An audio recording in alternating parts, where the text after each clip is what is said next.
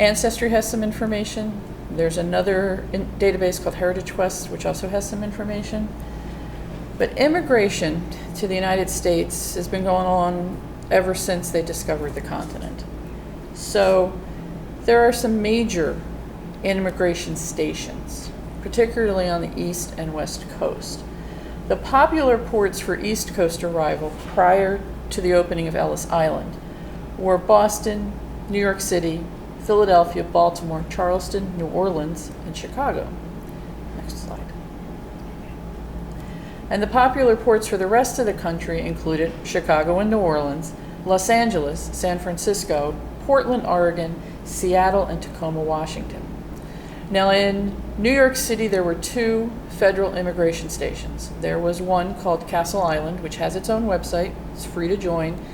All you'll get is the basic information found on the record. There is no access to the original immigration ship's passengers list. That operated until approximately 1892, and it stopped operating because Ellis Island was being built and opened. And eventually, the majority of immigration to the east coast of the United States took place through Ellis Island. Now, Ellis Island's foundation, which runs it, has a lovely database that you have to join again, but it's free, where you can find the original ship's manifest and the picture of the ship that your ancestor came over on. Now, on the west coast, in San Francisco, Angel Island was basically the west coast equivalent of Ellis Island. It opened in 1910, and it ran till just before the start of the Second World War. And it is estimated that nearly,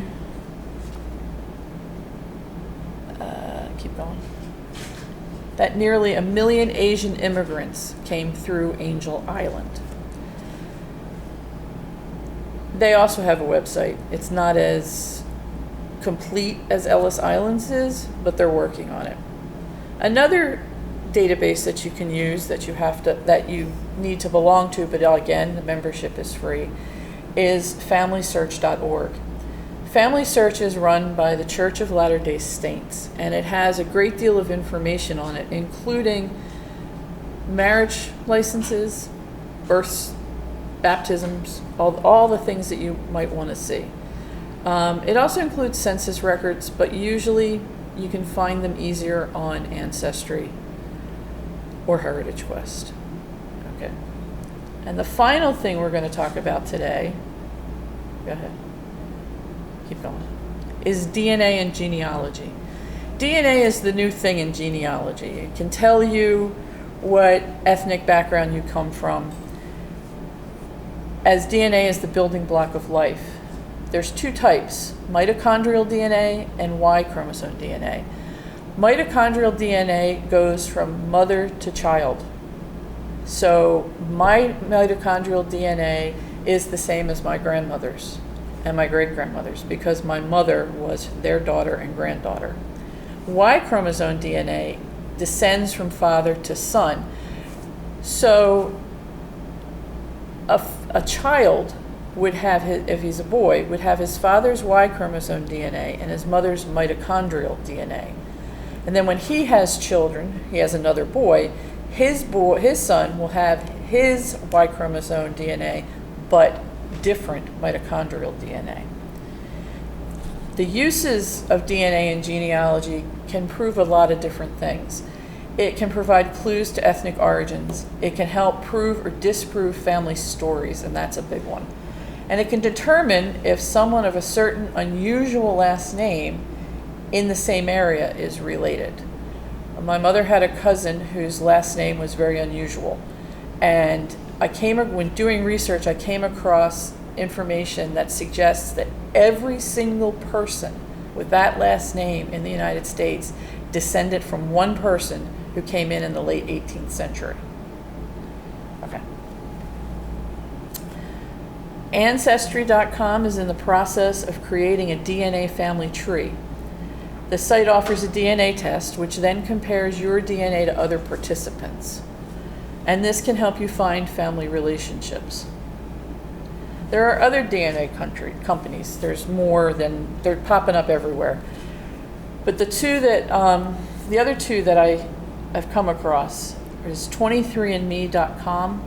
They offer a DNA test that also includes medical information.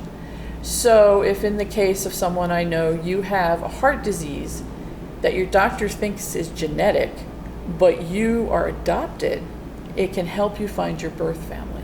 And that's exactly what happened. It took 6 years, but eventually a member of his birth family reached out to him and gave him the information he needed to give his doctor that she was correct, that his heart condition was genetic, and that of this woman's siblings, 6 of them had died from it before the age of 50.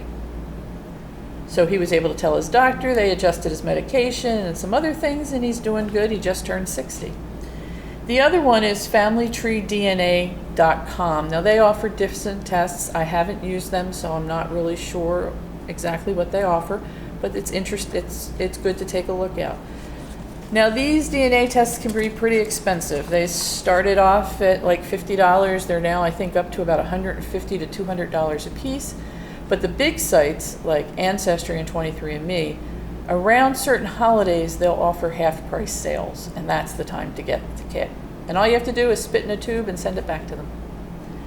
Okay, so